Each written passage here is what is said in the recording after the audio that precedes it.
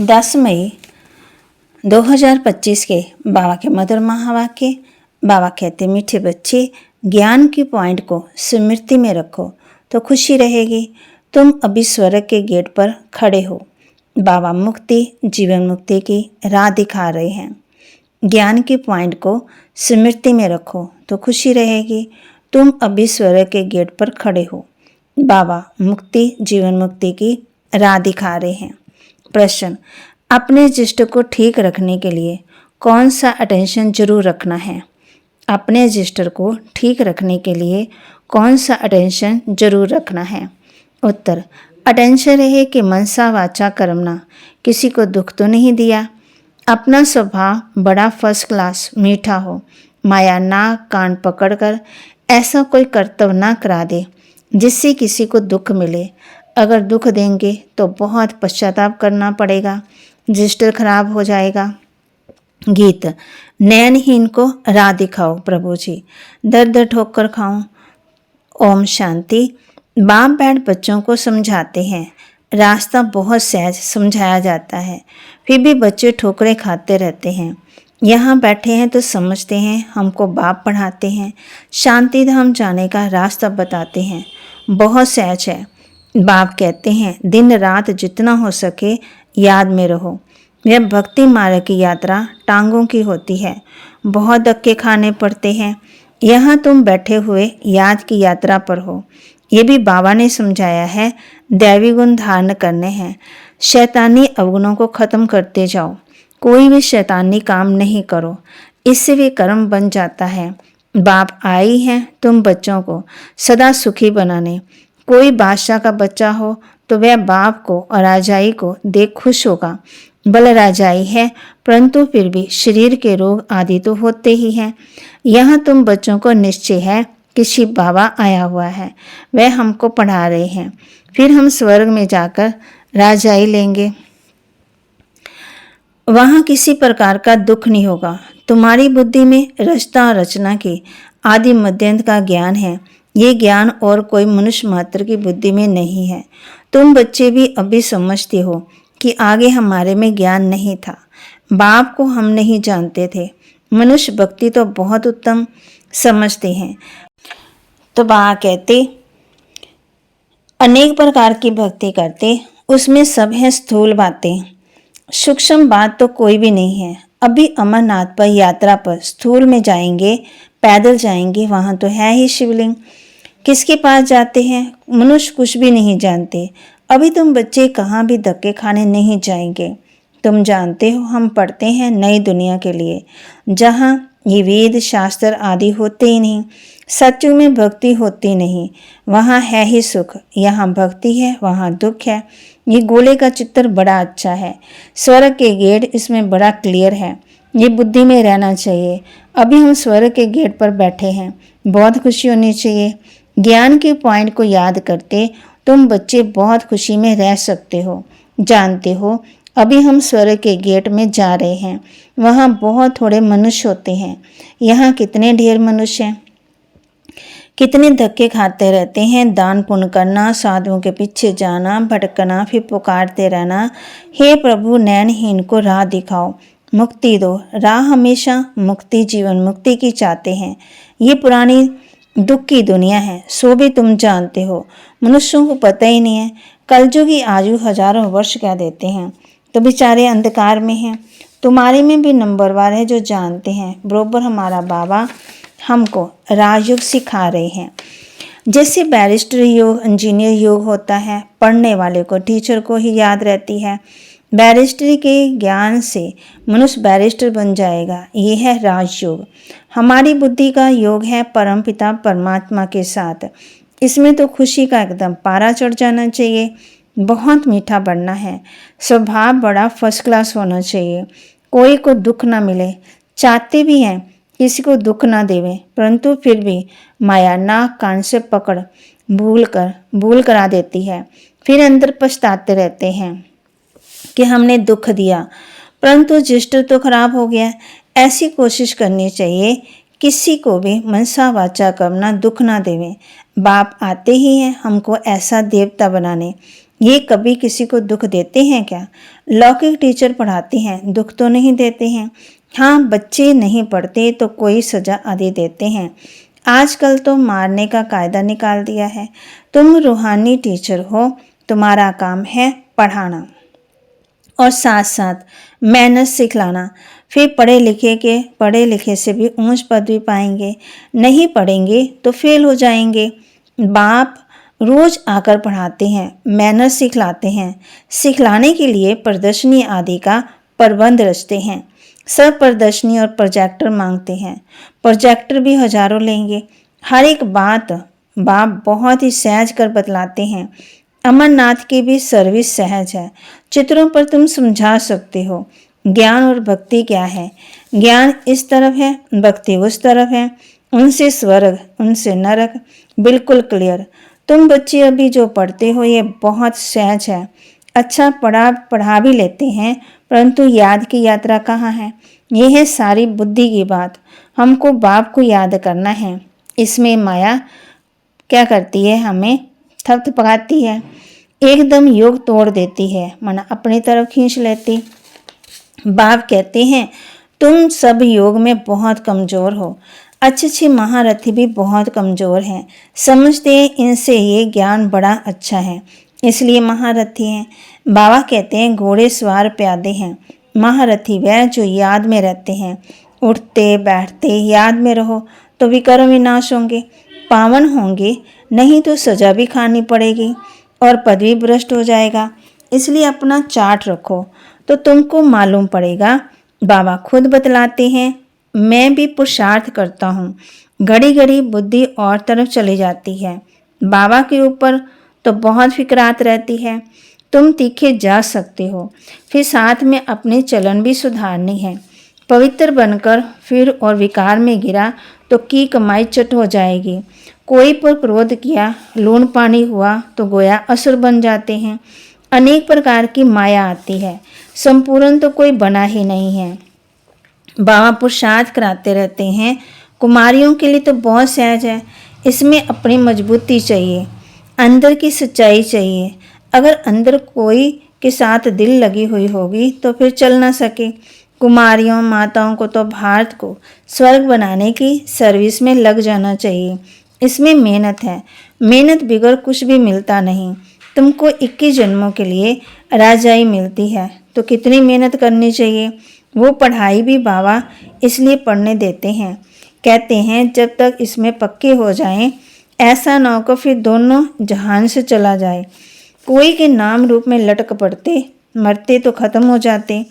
तकदीरवान बच्चे शरीर का भान भूल अपने को अशरीरी समझ बाप को याद करने का पुरुषार्थ कर सकते हैं। बाप रोज रोज समझाते हैं, बच्चे ये तुम शरीर का भान छोड़ दो। हम अशरीरी आत्मा अब घर जाते हैं, ये शरीर यहाँ छोड़ देना है तो वो तब छोड़ेंगे जब निरंतर बाप की याद में रह कर्मातीत हो जाएं। इसमें बुद्धि की बात है, परंतु किसकी तकदीर में नहीं तो तदबीर क्या करें। बुद्धि में ये रहना चाहिए कि हम अशरीरी आए थे, फिर सुख के कर्म संबंध में बंधे, फिर राम राज्य में विकारी बंधन में फंसे। अब फिर बाप कहते हैं अशरीरी होकर जाना है। अपने को आत्मा समझ मुझे याद करो। आत्मा ही पतित बनी है, आत्मा ही कहती है पतित पावन आओ। अभी तुमको पतित से पावन होने की युक्ति भी बतलाते रहते हैं। आत्मा है ही अविनाशी। तुम आत्मा यहाँ शरीर में आई हो पाठ बजाने। ये भी अब बाप ने समझाया है। जिनको कल पहले समझाया वही आते रहेंगे। अब बाप कहते हैं कलयुगी संबंध भूल जाओ, अब तो वापस जाना है, ये दुनिया ही खत्म होनी है, इनमें कोई सार नहीं है। तब तो धक्के खाते रहते। भक्ति करते भगवान से मिलने, समझती हैं भक्ति बड़ी अच्छी है। बहुत भक्ति करेंगे तो भगवान मिलेगा और सदगति में ले जाएंगे। अभी तुम्हारी भक्ति पूरी होती है, तुम्हारे मुख से हे राम हे भगवान ये भक्ति के अक्षर भी ना निकले, ये बंद हो जाना चाहिए। बाप सिर्फ कहते हैं मुझे याद करो। ये दुनिया ही तमो प्रधान है, सतो प्रधान सतयुग में रहते हैं। सतयुग में है चढ़ती कला, फिर उतरती कला होती। त्रेता को भी वास्तव में स्वर्ग नहीं कहा जाता, स्वर्ग से सत्य को कहा जाता। तुम बच्चों की बुद्धि में आदि मध्यांत का ज्ञान है, अर्थात आदि अर्थात शुरू, मध्य अर्थात हाफ, फिर अंत। मध्य रावण राज्य शुरू होता, बाप भारत में ही आते हैं, भारत ही पतित और पावन बनता। 84 जन्म भी भारतवासी लेते हैं, बाकी तो है ही नंबरवार धर्म वाले। झाड़ वृद्धि को पाता है, फिर उस समय ही आएंगे। ये बातें और किसी की बुद्धि में नहीं होगी, तुम्हारे में भी सब धारणा नहीं कर सकते। ये 84 का चक्कर बुद्धि में रहे तो खुशी भी रहे। अब बाबा आया हुआ है हमको ले जाने के लिए, सच्चा सच्चा माशूक आया हुआ है, जिसको हम भक्ति मान में बहुत याद करते थे, वे आए हैं हम आत्माओं को वापस ले जाने। मनुष्य ये नहीं जानते कि शांति भी किसको कहा जाता है। आत्मा तो है ही शांत स्वरूप। ये कर्म इंद्रियां मिली है कर्म करने, कर्म तो करना ही है। बाप जो शांति का सागर है वह सबको ले जाते हैं, तब सबको शांति मिलेगी। सत्युग में तुमको शांति भी है सुख भी है, बाकी सब आत्मा चली जाएंगी शांति धाम। बाप को ही शांति का सागर कहा जाता है। ये भी बहुत बच्चे भूल जाते हैं, क्योंकि देहाभिमान में रहते हैं, देही विमानी होते नहीं। बाप शांति तो सबको देते हैं। चित्र में संगम पर जाकर दिखाओ, इस समय सब अशांत है। सतयुग में इतने धर्म होंगे ही नहीं, सब शांति में चले जाएंगे। वहाँ दिल भर कर शांति मिलती है। तुमको राजाई में शांति भी है सुख भी है। सतयुग में पवित्रता सुख शांति सब है तुमको। मुक्ति धाम कहा जाता है स्वीट होम को। वहाँ पति दुखी होंगे ही नहीं। दुख सुख की कोई बात ही नहीं है। तो शांति का अर्थ नहीं समझती, रानी के हार का मिसाल देते। अब बाप कहते हैं शांति सुख सब लो, आयुष्मान भव। वहाँ कायदे अनुसार बच्चा भी होगा, बच्ची मिले उसके लिए कोई पुरुषार्थ नहीं करना पड़ता। शरीर छोड़ने का टाइम होता है तो शास्त्रकार हो जाता है, और शरीर छोड़ से खुशी से शरीर छोड़ देते हैं। जैसे बाबा को खुशी रहती है, शरीर छोड़कर हम ये बनूंगा, अभी पढ़ रहा हूँ, तुम भी जानते हो हम सतयुग में जाएंगे, संगम पर ही तुम्हारी बुद्धि में ये रहता है। तो कितनी खुशी में रहना चाहिए, जितनी ऊंची पढ़ाई उतनी खुशी। हमको भगवान पढ़ाते हैं, एम ऑब्जेक्ट सामने है तो कितनी खुशी होनी चाहिए, परंतु चलते चलते गिर पड़ते हैं। तुम्हारी सर्विस वृद्धि को तब पाएगी जब कुमारियां मैदान में आएंगी। बाप कहते हैं आपस में एक तो लूण पानी मत बनो, जबकि जानते हो हम ऐसी दुनिया में जाते हैं जहाँ शेर बकरी इकट्ठे जल पीते हैं। वहाँ तो हर एक चीज़ देखने से दिल खुश हो जाती, नाम ही है स्वर्ग।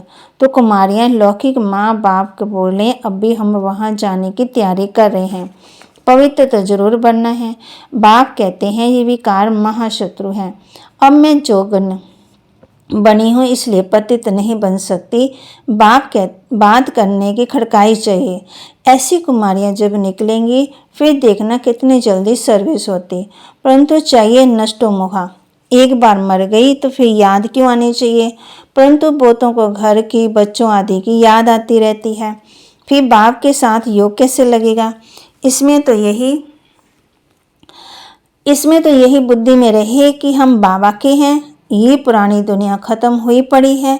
बाप कहते हैं मुझे याद करो। अच्छा, मीठे मीठे सिक्के लदे बच्चों प्रति माता पिता बाप दादा का याद प्यार और गुड मॉर्निंग। रूहानी बाप की रूहानी बच्चों को नमस्ते। रूहानी बच्चों की रूहानी बाप दादा को दिलवा जान सिकवा प्रेम से नमस्ते। धारणा के लिए मुख्य सार, अपनी ऊंची तकदीर बनाने के लिए जितना हो सके अशरीरी बनने का अभ्यास करना है। शरीर का भान बिल्कुल भूल जाए, किसी का भी नाम रूप याद ना आए, ये मेहनत करनी है। अपनी ऊंची तकदीर बनाने के लिए जितना हो सके अशरीरी बनने का अभ्यास करना है। शरीर का भान बिल्कुल भूल जाए, किसी का भी नाम रूप याद ना आए, ये मेहनत करनी है। अपने चलन का चार्ट रखना है, कभी भी आश्रय चलन नहीं चलनी है। दिल की सच्चाई से नष्ट मोहब्बत, भारत को स्वर्ग बनाने की सर्विस में लग जाना है। वरदान, माया के रॉयल रूप के बंधनों से मुक्त, विश्वजीत जगतजीत भव। माया के रॉयल रूप के बंधनों से मुक्त, विश्वजीत जगतजीत भव। मेरा पुरुषार्थ, मेरी इन्वेंशन, मेरी सर्विस, मेरी टचिंग, मेरे गुण अच्छे हैं, मेरी निर्णय शक्ति बहुत अच्छी है। ये मेरापन ही रॉयल माया का रूप है। माया ऐसा जादू मंत्र कर देती जो तेरे को भी मेरा बना देती है। इसलिए अब ऐसे अनेक बंधनों से मुक्त बन एक बाप के संबंध में आ जाओ, तो माया जीत बन जाएंगे। माया जीत ही प्रकृति जीत, विश्व जीत, जगत जीत बनते हैं। वही एक सेकंड के अशरीरी भव के डायरेक्शन को सहज और स्वतः ही कार्य में लगा सकते हैं। स्लोगन, विश्व परिवर्तक वही है जो किसी के नेगेटिव को पॉजिटिव में बदल दे। विश्व परिवर्तक वही है जो किसी के नेगेटिव को पॉजिटिव में बदल दे। अव्यक्त इशारे, रूहानी रॉयल्टी और प्योरिटी की पर्सनैलिटी धारण करो। आपका स्वस्वरूप है पवित्र, स्वधर्म है पवित्र, अर्थात आत्मा की पहली धारणा है पवित्रता। स्वदेश पवित्र देश है, स्वराज्य पवित्र राज्य है, स्व का यादगार परम पवित्र पूज्य, कर्म इंद्रियों का अनादि स्वभाव सुकर्म है। बस यही सदा स्मृति में रखो तो मेहनत और हट से छूट जाएंगे, पवित्रता वरदान रूप में धारण कर लेंगे। बाबा के महावाक्य को लाइक करें, शेयर करें, सब्सक्राइब करें और अपने जीवन में धारण करें। और अशरीरी बनने का अभ्यास करना है। शरीर का भान बिल्कुल भूल जाए, किसी का नाम रूप याद ना आए, ये मेहनत करनी है। ओम शांति।